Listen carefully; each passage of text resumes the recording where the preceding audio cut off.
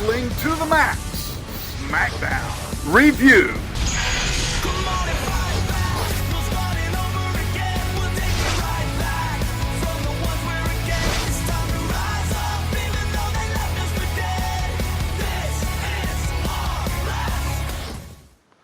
Hello and welcome to the WWE Smackdown Live review for August 30th, 2016. And man, this one is right around where you guys live in Dallas, Texas, American Airlines Center. Yeah, I don't know. The crowd was there sometimes they weren't. Yeah, I mean, to be fair, they didn't give them a whole ton to get real loud about, you know? Yeah, this was certainly Raw won the week, I think, if we look at both shows. And which is weird because lately, and until this week, SmackDown has been winning, usually by a landslide. So this is it's weird to see it go back the other way. But it's good that it's sort of a competition too, not just one show keeps winning and look forward to one show each week. So did I put this thing in here because I might have forgot to do that. Let me make sure. Oh, the report? Yes. I might have forgot to do that. Okay. Sorry. That's always great. I know they opened with Dolph and Miz and sort of recapping what happened with D-Bry and Miz on fucking Smack. But, so Miz was pissed. Yeah. He walked out all pissed. I like that. I like the fact that he was angry. He shot on the smart fans, telling them, hey, you don't think I'm worthy because I didn't spend my first 12 years wrestling in front of 50 people, which always gets a laugh, I think. They waited to sort of, they did do something at the beginning with Shane and Bryan where Shane tells Bryan that, look, you don't need to provoke the talent. He agrees with what Bryan said, but he didn't go about it the right way. And Bryan's like, look, I found that ironic that you're having a problem with Brock Lesnar, and you're sitting here telling me about that. And, there was more irony in the fact that Dolph Ziggler was also telling Miz how much of a coward and how much the fans see through his facade and don't believe in him. Well, and that kind of what Ziggler's been through for like the past however many years. So there's always been people believing in him, though, wanting him to be in that next level. And the Miz hasn't had that since his title reign, and if he even had it then. Yeah, that's true. I do think that I like the fact that, again, we're sort of... I think you touched on this, though, that the next guy for Miz was Dolph, even though we've seen it a bunch of times. So, you like the storyline?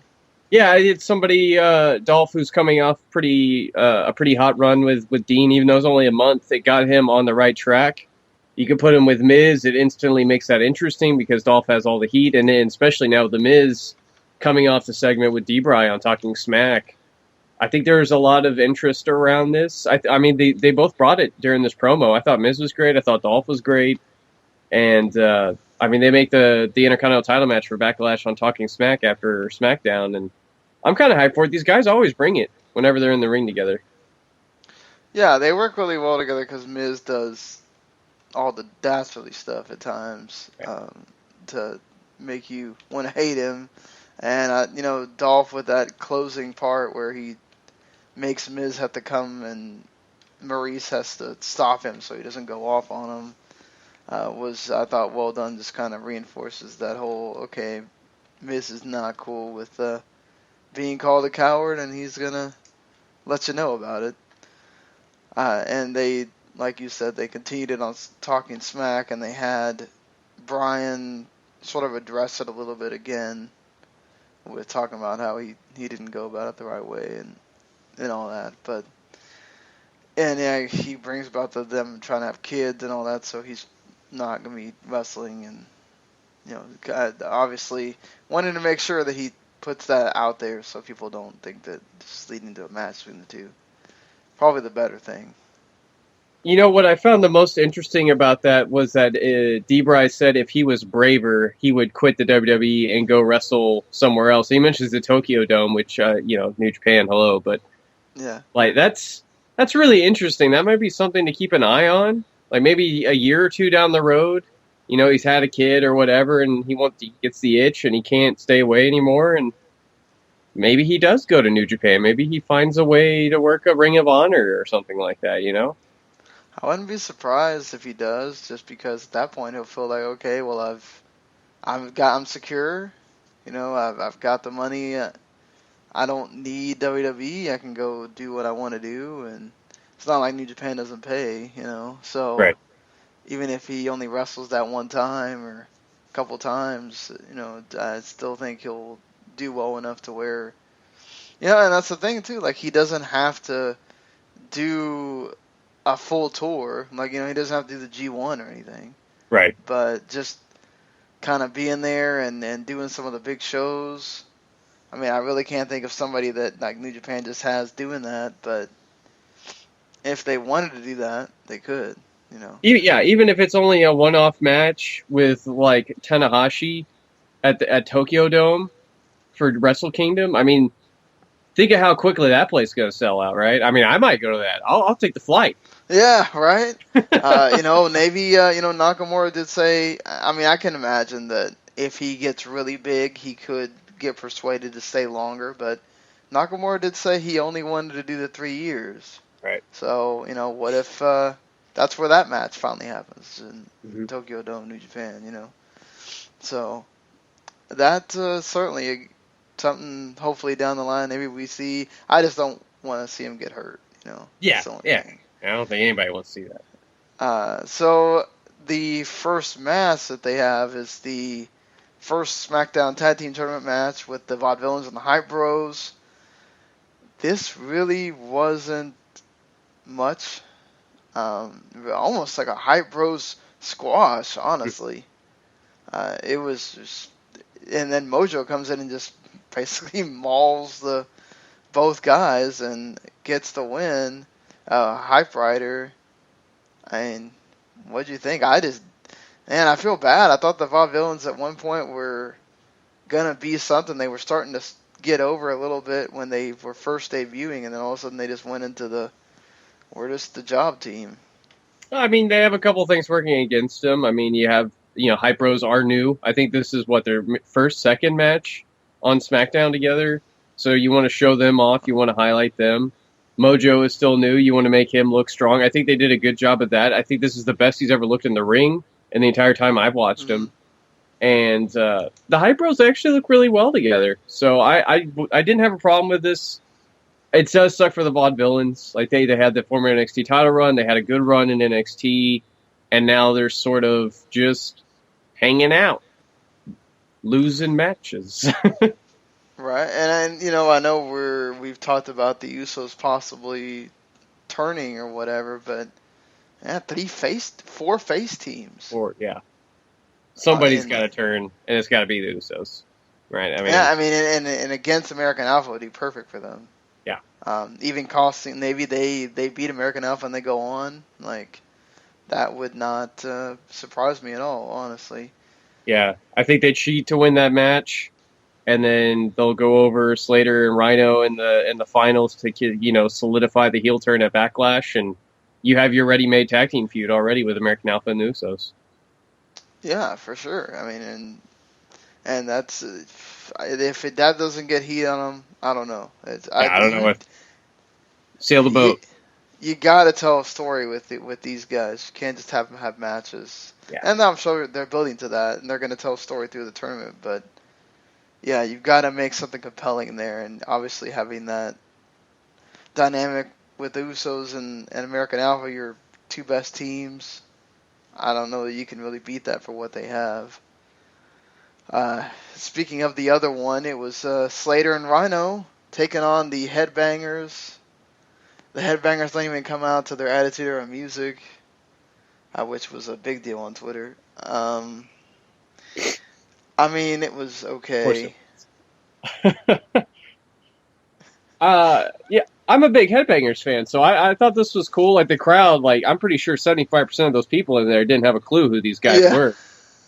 They came out swinging. Like, Slater had his face was all puffy at the end. and like they busted Rhino open with just that one punch. I'm like, Jesus, guys. And they came in, they worked him hard, and Rhino runs him over. And I think that's really all you're about to get out of Slater and Rhino is Slater gets his ass handed to him. Rhino comes in, cleans up, gets him the win.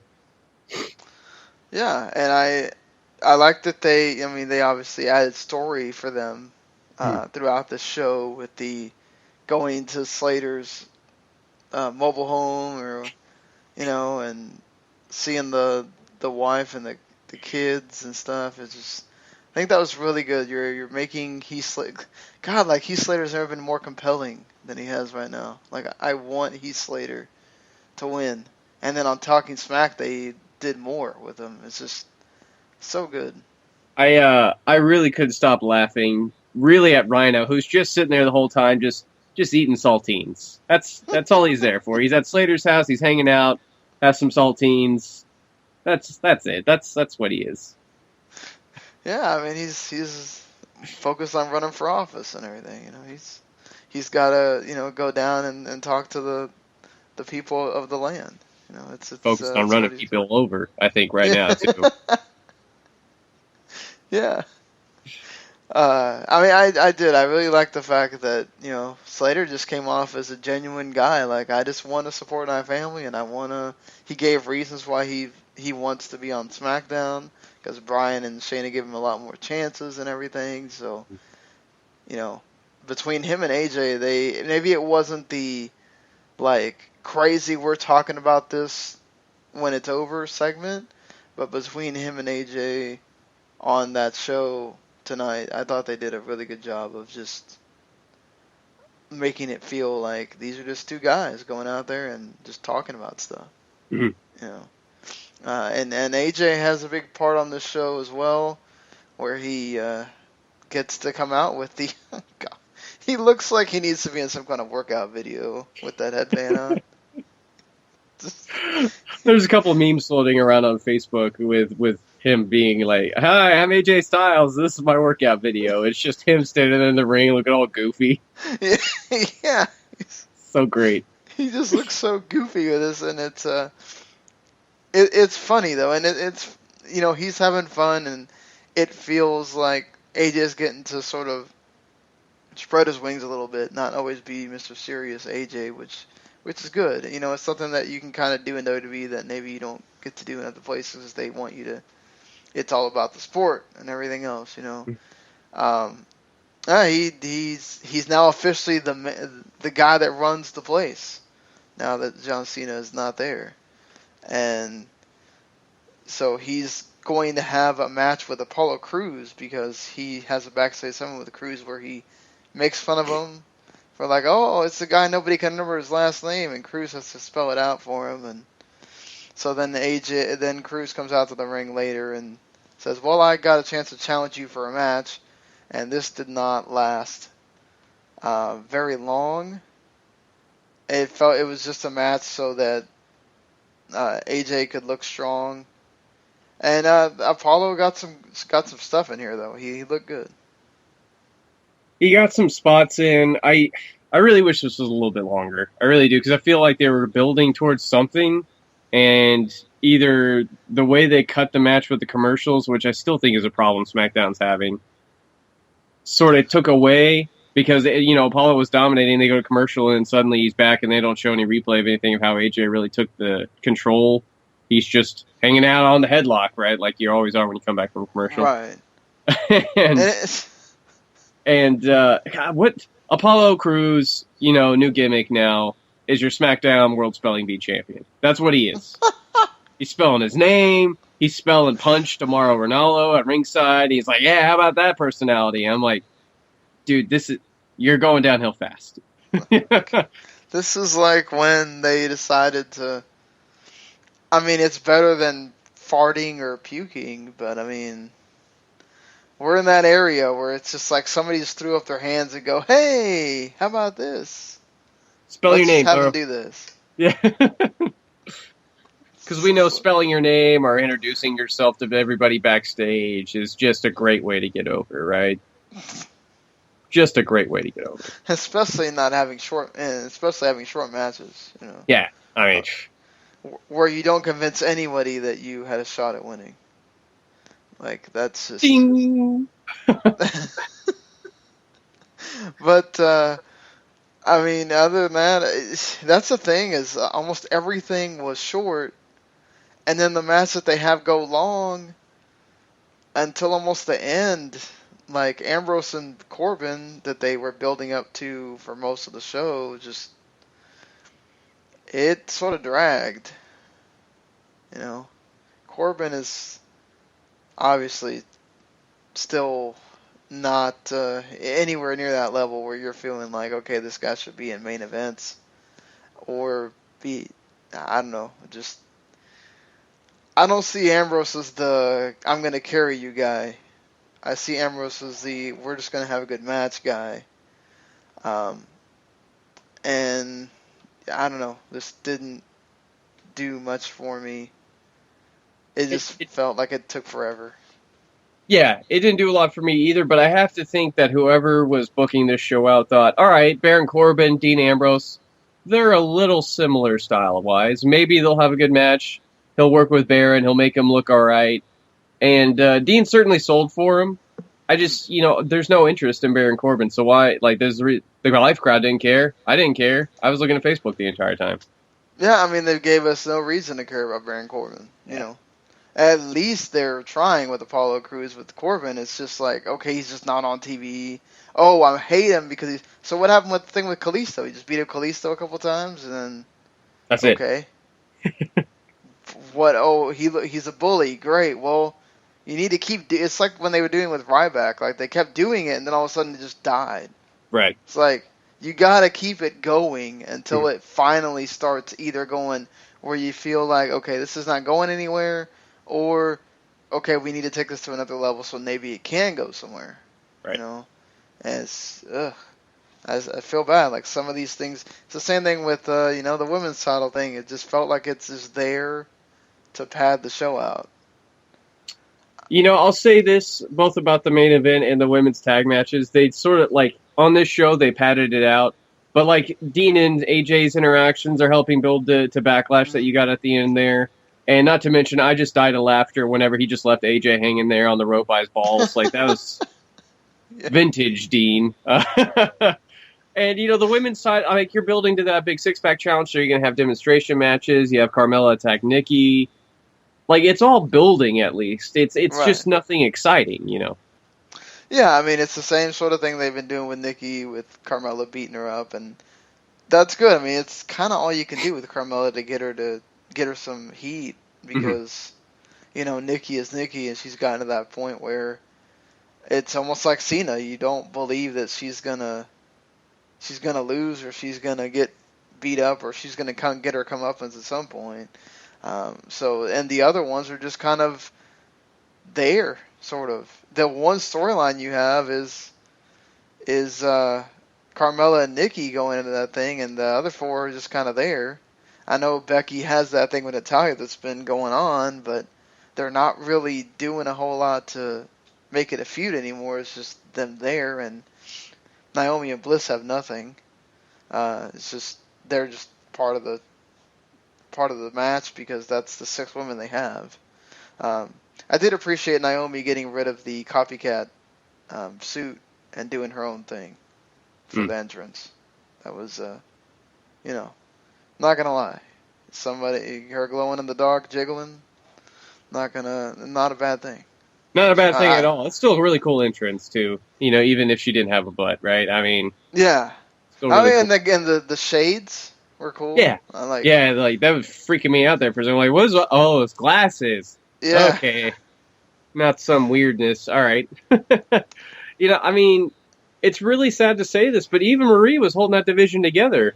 Like, her entire entrance and all the hatred building up between all the girls on her was your entire build, and then she gets suspended, and it's just sort of died.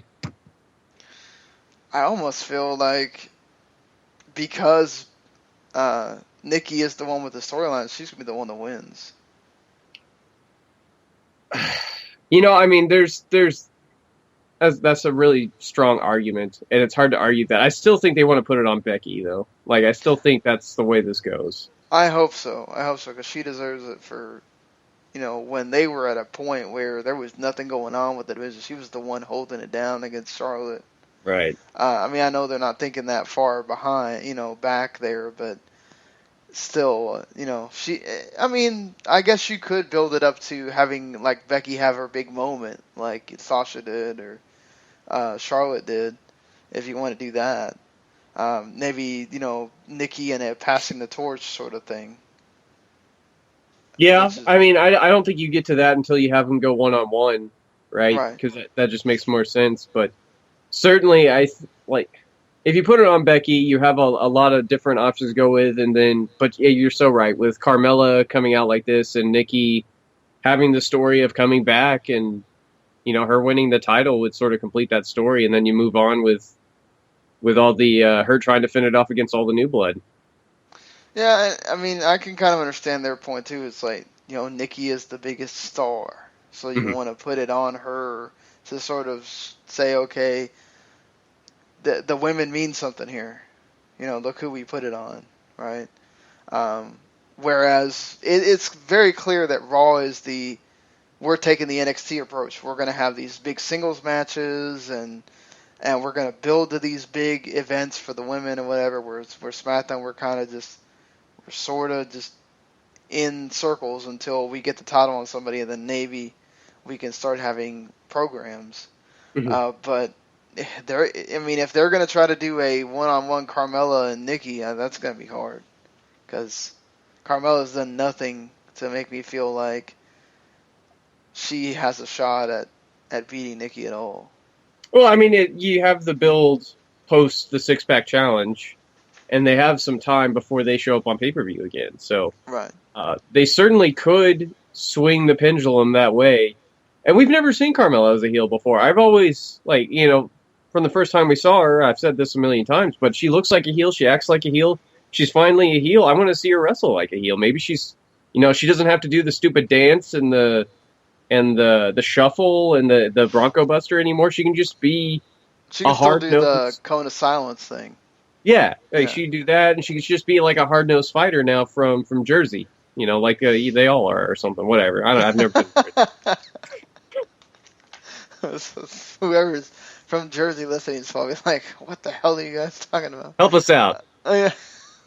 But, yeah, I mean, listen, everything was what you got less than 3 minutes for both the tag tournament matches, 8 minutes for that AJ and Apollo Crews match, 7:25 for the women's tag, and the main event went about 12 minutes. So this was much more about sort of building stories.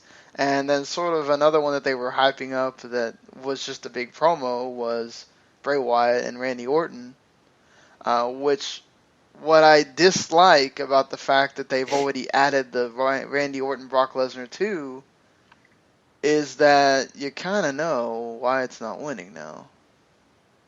Because there's no way they're going to have Orton lose and look weak going into another match with Brock unless they're just not going to worry about it because it's at a live event or something. But I don't know. I thought this promo was good from Bray, and then Orton sort of doing the whole, "Hey, I'm not scared of you.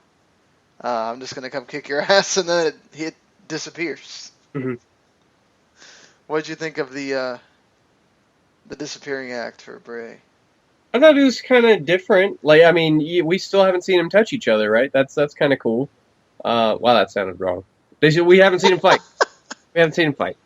And with it being on a live show, unless they turn it into a network special and advertise, I don't know if they're going to care so much.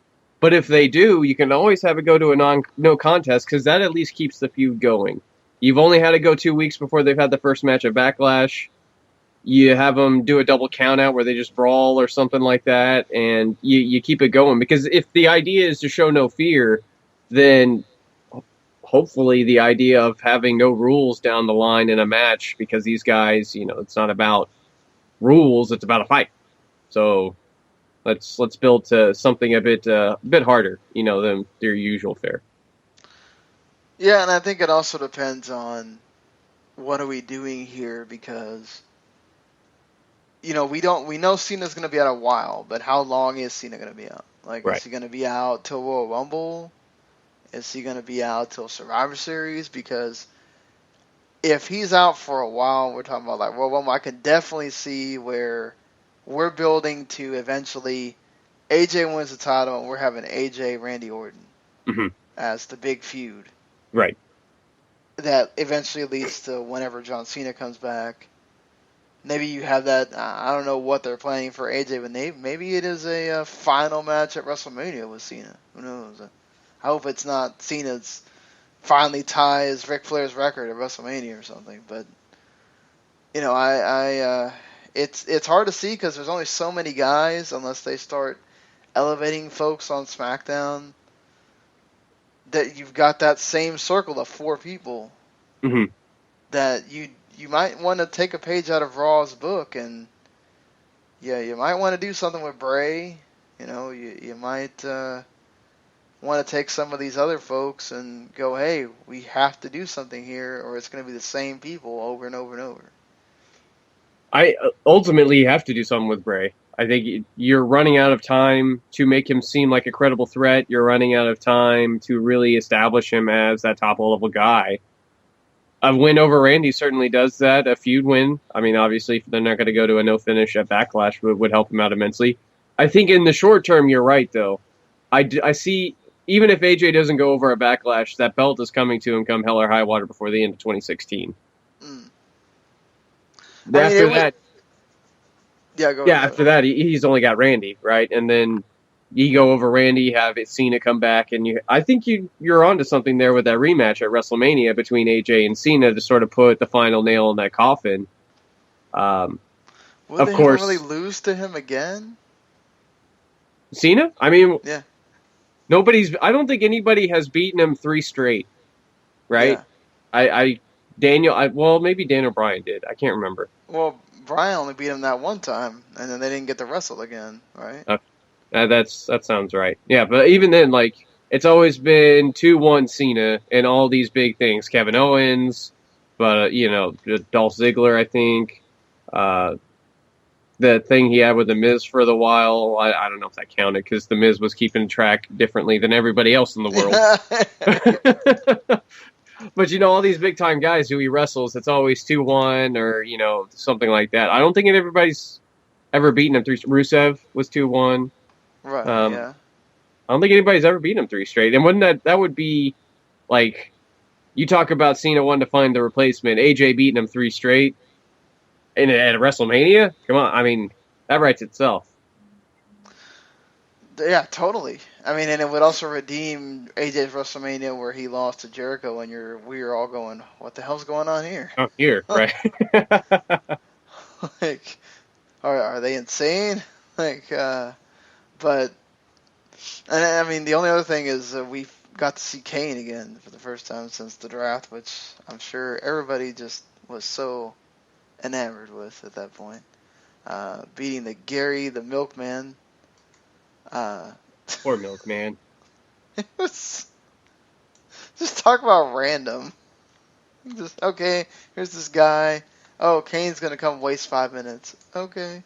SmackDown's all about opportunity, and they gave it to the Milkman. I mean, come on, that's brand awareness and good deeds at its finest, right there. I mean, hats off to you, SmackDown. Why not? Right? Why not? Yeah, why not? You gotta have Kane come back at some point, and unfortunately, this might mean we get an obligatory Kane World Heavyweight Title challenge at some point. So let's look forward to that one.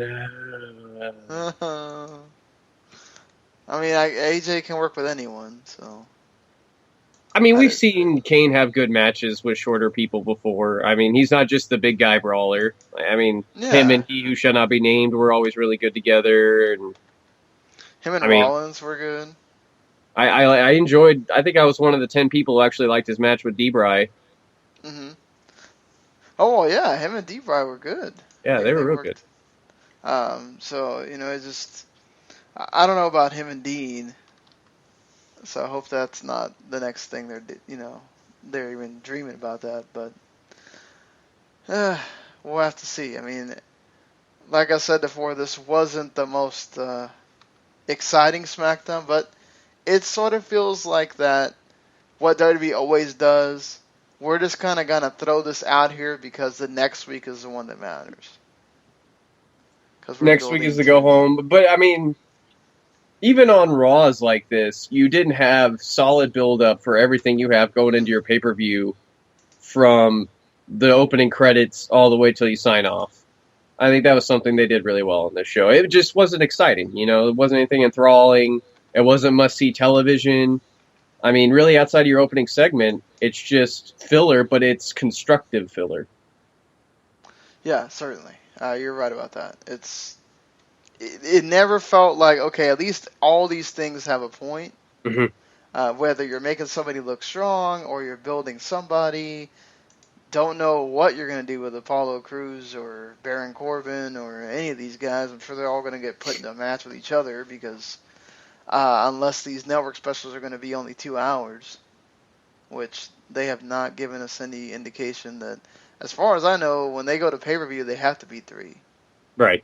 So they don't get that option, so they're going to have to figure it out with this smaller roster, what we're doing.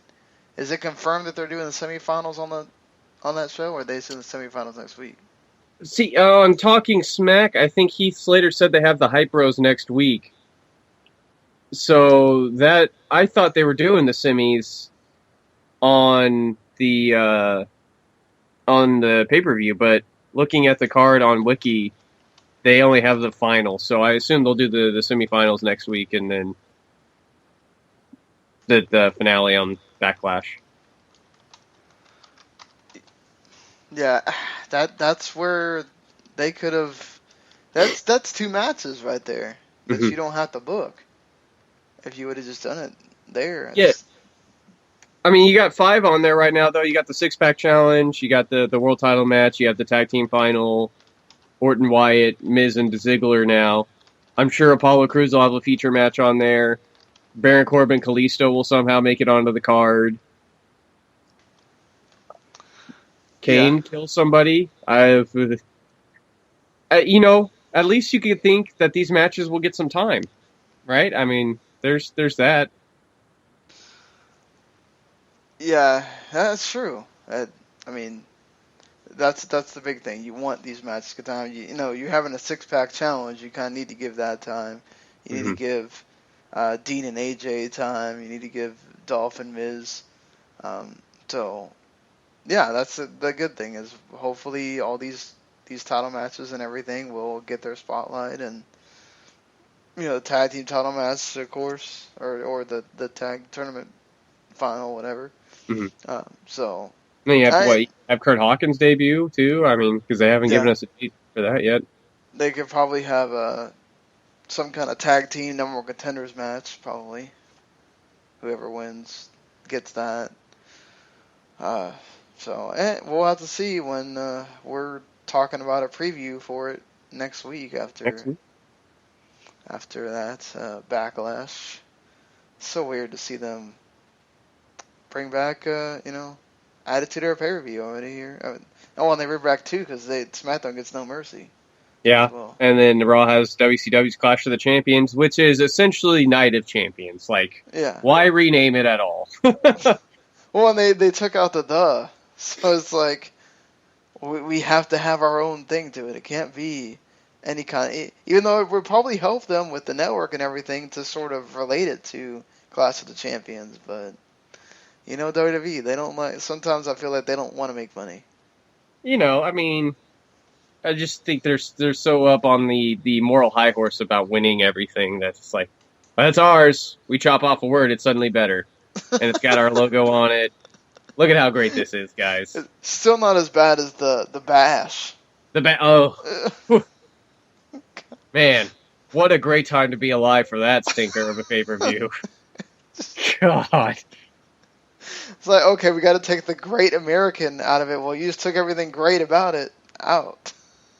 So, good on you, WWE. That was not good. And I'm not a big fan of, I wonder if that was a mistake or whatever, but I'm not a big fan of you promoting the Raw pay-per-view on the SmackDown show. Don't do that. That's messed up on y'all's fault. Yeah, I think that's I don't know if it's a mess up because it's still WWE, right? And it's Right.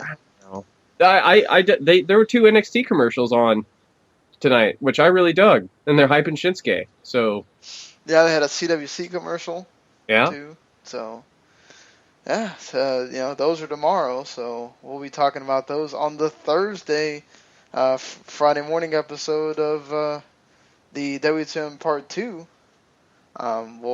Hopefully we'll finally get to the Triple Mania or something, whether it's a shorter review or whatnot.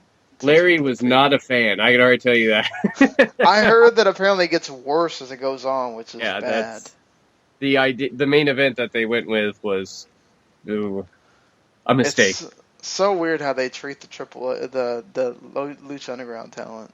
Yeah. And then during the 6-man, I don't know if you've seen this, like Matt Striker and Vampiro just decide to do their own thing on commentary. I figure nobody's watching, I guess. Yeah, exactly. And then Striker like shoots on the smart fans at the end. It's just like, why? Okay. Ding. Yeah. But hey, Lucha Underground's coming back next week, so. John Underground's back next week. ROH announced new trios titles for whatever reason. See, I just threw that up in the thin air. It's like, what if they do a 6-man title? Here we go. The only thing I can think of is that we have a new deal with CMLL. Lucha's famous for trios. New Japan has trios titles. Let's help bridge the gap and give these guys something to come over to fight for. What are we gonna do? A triple crown of trios titles? Maybe. Like, why? That'd be really cool, actually. Just give it all the Young Bucks and Kenny Omega. Yeah, exactly. The Elite with all the titles. Story over. Come get him, New Day. They get to take those titles with them. Okay, with the Ultimate Tag Team Championship match right now. Why not? But, Why not? it doesn't hurt, right? 2016, right? Weird time for wrestling. Yes, 2016 has been a weird time for wrestling. Anything could happen. In fact, CMLL actually has their, if I'm not mistaken, when is the second? Why is theirs is it on a Saturday? Well, they're having their big WrestleMania show this weekend. So, both the Lucha promotions in Mexico having big shows basically back to back from each other. So, that's a fun thing. CMLL has been better than AAA this year, so hopefully that's better. And just we'll see what's going on with everything in the wrestling news and all that. And NXT CWC, the first round of the quarterfinals. Hopefully some nice surprises or anything. Who knows? I'm super hyped for all of that. That should be great. Yeah, you get Metalik and Akira Tozawa. That's gonna be awesome. And I forgot all the matches right now, but still, you're getting some quality stuff there. Mm-hmm. But all right, until then, we shall see you guys later. Later, guys.